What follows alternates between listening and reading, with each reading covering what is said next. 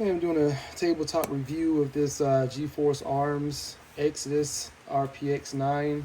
I have a video out there taking it to the range, both of these guns, and they're both the same model from the same company. And I just want to just do a review about maybe the upgrades I've done, the magazine issues I had with them at the range, and things like that. Uh, First of all, safety first.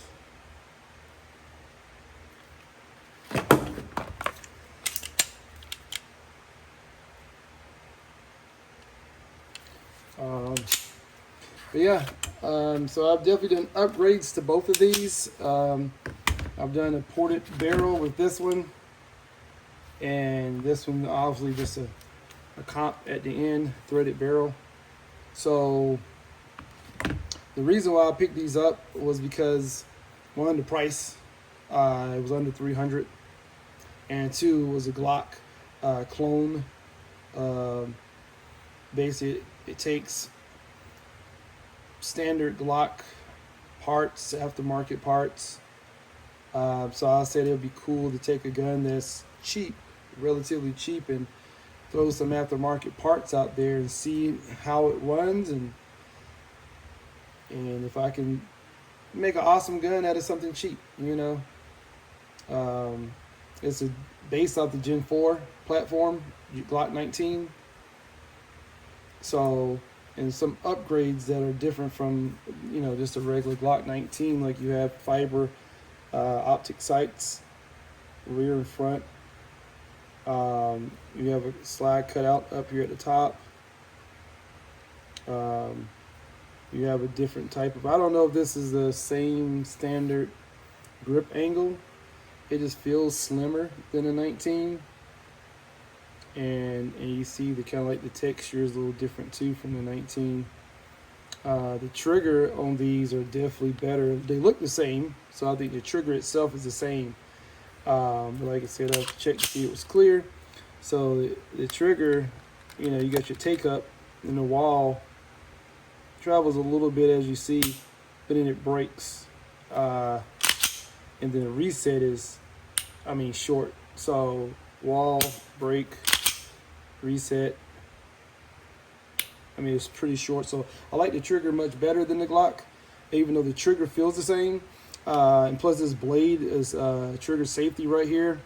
It doesn't go all the way down, so it kind of digs into my finger a little bit. But when you're shooting it, you don't think about it.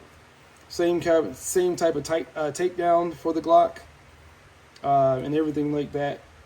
And, so like I said, interchangeable. For what I know, most parts in the slide and the frame and everything, trigger, barrel. This is it came with a standard barrel like this, basically. Nothing special. I just basically went online and eBay. I purchased this ported barrel for like $60, and I also, I forgot to say, it has optic ready, RMR.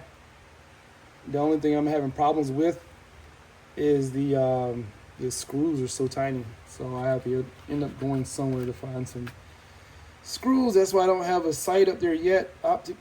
So, but like I said, this platform, like you said, has been around for a long time, and now you have a lot of companies out there pretty much cloning, the Glocks and coming out with their own style.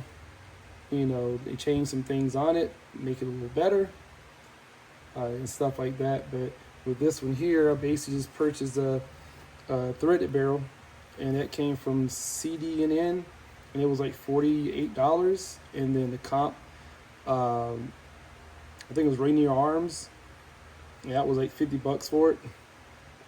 And it does its job. It works. It lessens the recoil. I could definitely notice the difference from shooting it before without the comp on it. And the only thing, like what I had troubles with at the range, was failure to. This is like it went in battery all the way, but and then sometimes it didn't load another round in the chamber, so I think the slide didn't go back all the way. And I know one thing that's causing that problem here, and one thing is I have not upgraded the recoil spring to a lesser poundage. I think this is 18 pound. I just went online and purchased a 15 pound, and this one here, I definitely had to go down on the poundage, and I went right down to 13 pounds with this one, and I just basically just Googled, and this company popped up. This is a 13 pound. So what it normally comes with the GFORCE arms, it just comes with that, and it looks just like a Gen 4 Glock. So capture recoil spring, and like I said, once I ended up putting the ported barrel and the comp up there, it started to give me a little issues, which is understandable, because anytime you mess with something like that, the pressures and everything, and you start to escape earlier or upward, then you have problems with your cycling. And first thing a lot of people do is, get a less, poundage or pressure recoil spring. So I haven't done it with this one yet. I've done it with this one, and then you probably saw my video. If you haven't seen it, go check it out. I had some issues with that too, and I think I know what happened. So I know you're looking at this ammo over here. It's like somebody sponsoring him. Like, this dude ain't got that many followers. No one's sponsoring me. I sponsor myself. I just got this for a good price. Academy Sports. They're based down south, and I got this for like 20 cents a round. So I said, hey, they was $8 shipping. I just wanted to try it out and see, because I was using Blazer brass, and that was like 115, 124 grain I was using. It works great. I usually get that for like $11.99. I was like, hey, if I can save a little bit of money, why not try something out? I bought 500 rounds, so when I go to the range again, I'll be shooting that, and we'll see how it works, and it cycles and everything like that. But with the guns, like I said, I like everything about them. I like the grip, the texture, I like the trigger. I definitely want to change the trigger bar and then the trigger, so to get like a flat trigger, to help with the reset a little bit better, and then the wall. I don't want like more of a crisp break. I think it does good, but I think I can get it a little bit better.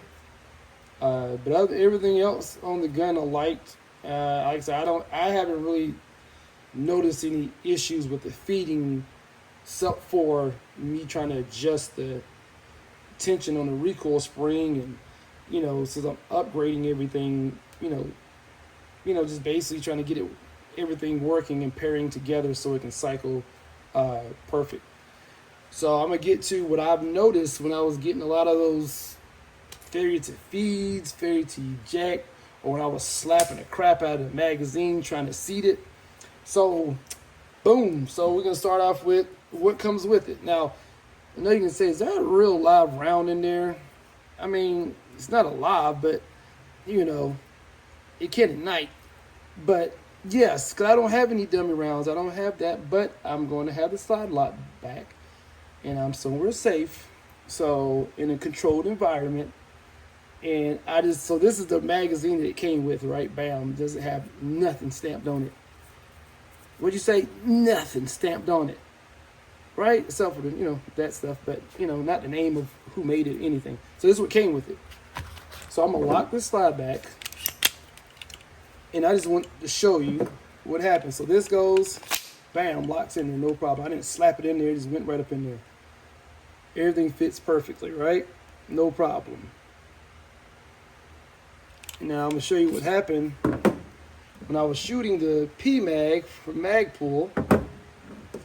Is this one here. We was having problems. Oops, wrong way. Yeah, right there. Straighten up. Anyway, you can see it's P-Mag, yeah. So this is a 17 rounder, all the way up to the top. I put it in there, bam. It does not want to seat, and I kept wondering when I was slapping the crap out of it.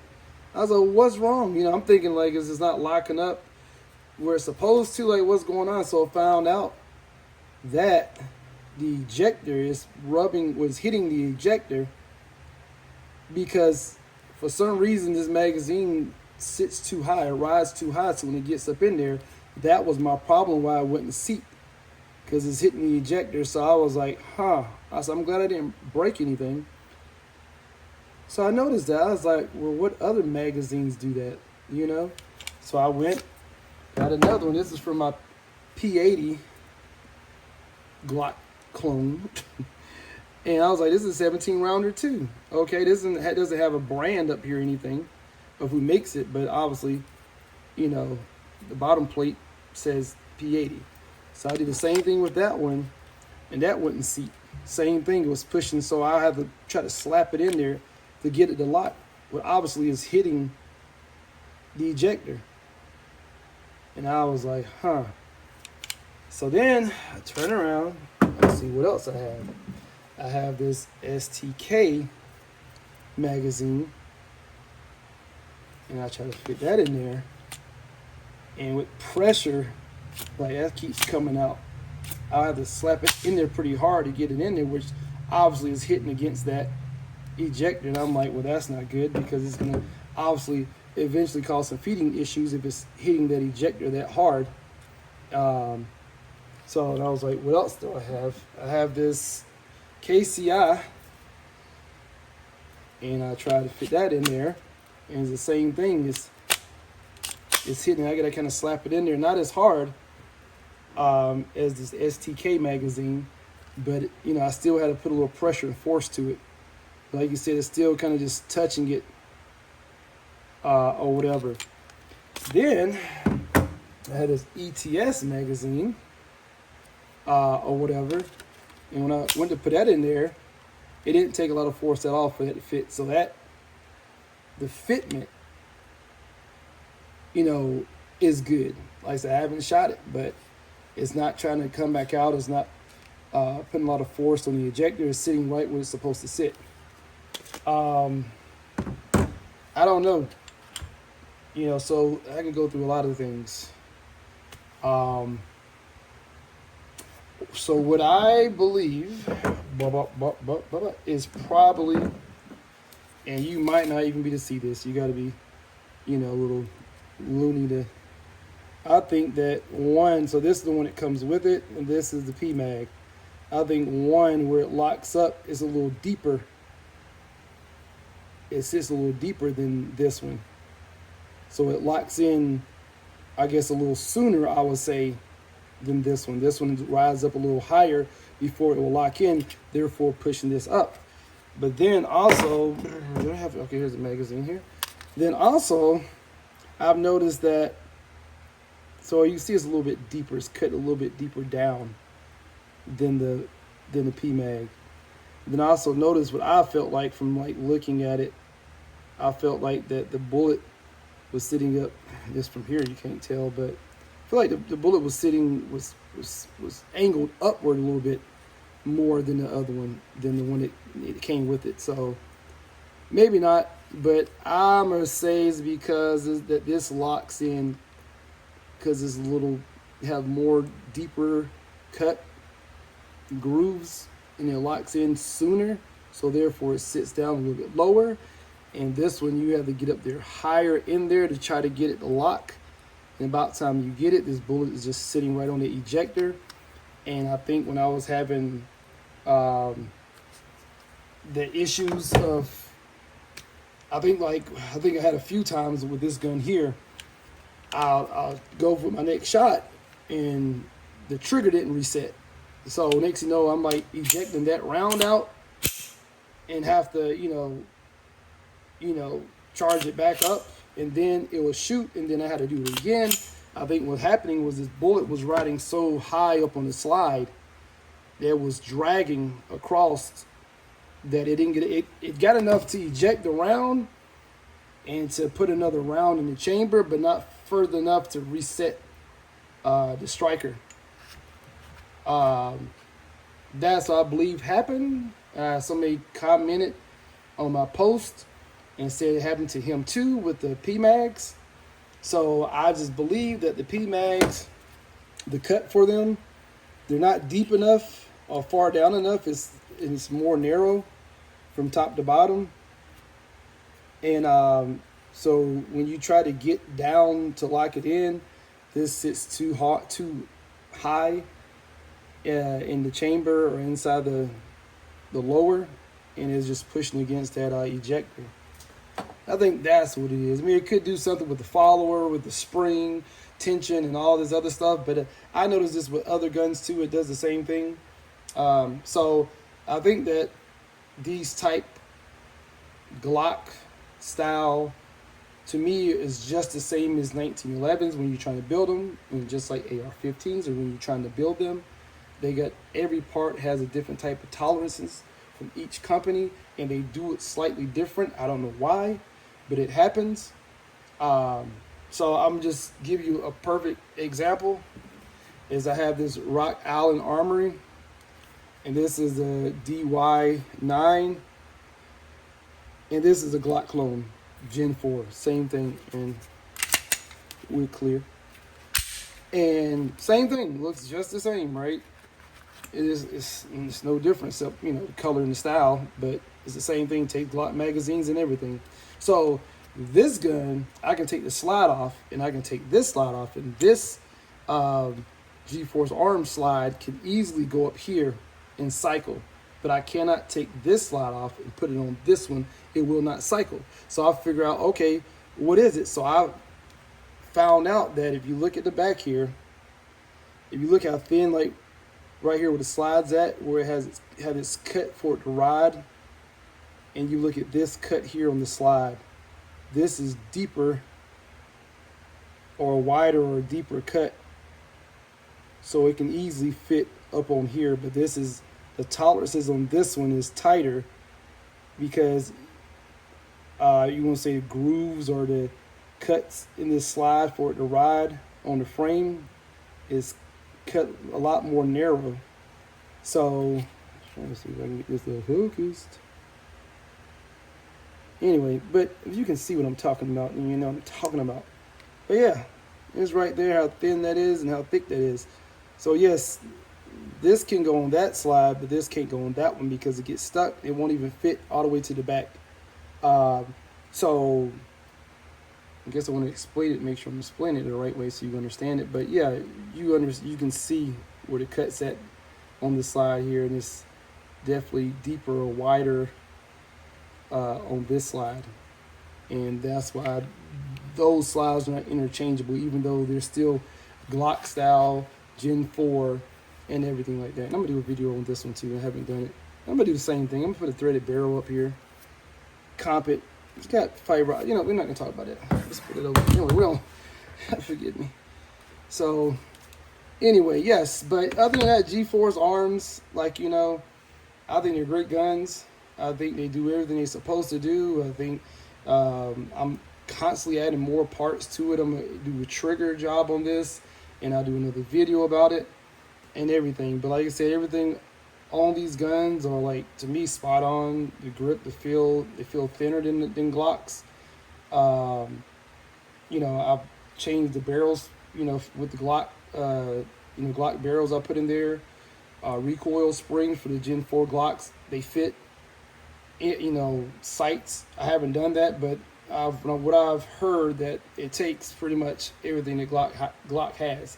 But I've noticed this is a Gen 4 Glock, and so certain things like the recoil spring is not interchangeable with, like, you know, Gen 3 or Gen 5. This is strictly Gen 4. But yeah, but like I said, I'll be at the range. I'm gonna keep shooting. I'm gonna keep spending money, and I hope y'all keep enjoying the videos, you know. But when it comes to the GFORCE arms, you know, I'm getting 2 pistols. I'm good. Do a little work on them, tweak them, go out and shoot them and have fun. You know, kind of cheap enough gun to mess around with, right? But this is not a carry gun for me, or concealed, or home defense, or anything like that. It's just something that I just enjoy. It's cheap. You know, if you try to build you a Glock 19, you'll definitely pay more than $250. Of course, this $250 is not out the door. It's not including tax, and then it's not including shipping. One thing I didn't like, the guns I like, the thing I'll say negative that I didn't like is where I bought them from, Gun Zone Deals. Now, it's a good company, legit website. You know, I just purchased it and bought it. They have 90-day layaway, so if there's a gun that you want and is a little out your price range, you can go up there. 90-day layaway is pretty easy, and you have 90 days to pay it off. I think it's like a 25% down or 20%, whatever it may be. So the things I didn't like, I didn't notice it until after I went back to look how much I paid in total. So, you know, taxes are taxes, right? You can't get past Uncle Sam, right? But the thing I didn't like is I looked at the shipping price. I think the shipping was like $20, which I'm like, all right, some places do free shipping, but $20 or 18, whatever it was, cool. Then it had handling on top of that, and handling was like $20. And I was like, or 20 something bucks. I was like, it's kind of old school. I was like, so that's how they get you. That's how they pocket a little bit more money, by charging you shipping separately than handling. And then they also charge you like $3 or $4 for insurance, you know, to protect your, you know, your product or your gun or whatever, for, you know, so something happens, gets lost, you get reimbursed. But I'm like, you know, so I saw that and I did not like that, because I go to places like Grab a Gun, Kentucky Gun Company, Bud's Guns, and there's a lot of other ones out there. They're either free shipping, and they only charge you like one shipping price if they do, and it's not two different ones, and that kind of got me. So I'm like, I paid like $40 to $50 for shipping, and that's how the price of that gun kind of went up a little bit. So if you can go to other websites and find it cheaper, you know, cheaper than that the shipping's a good price, and they're not adding any extra fees or tricking you with something and charging double for something, make sure you just watch out for that when you go to websites. But I still go there. I bought multiple guns from them. I like their pricing, so that's the only negative I didn't like about it. But that was my fault. I didn't look at everything before I hit purchase or buy. But I just think that I don't know why they charge so much shipping and handling, but it is what it is. But before I go, like I said, I'm going to take that one out to the range, so I have a video for that one.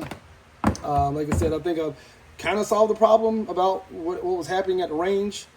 You know, that certain magazines work, some don't. I showed you the ones that I noticed that work, and ones that kind of sit up too high and is hitting the ejector, and I think that's causing the problems. A lot of times you just stick with the magazines that come with your gun, you have no problems with it. And last thing, like I said, after all that,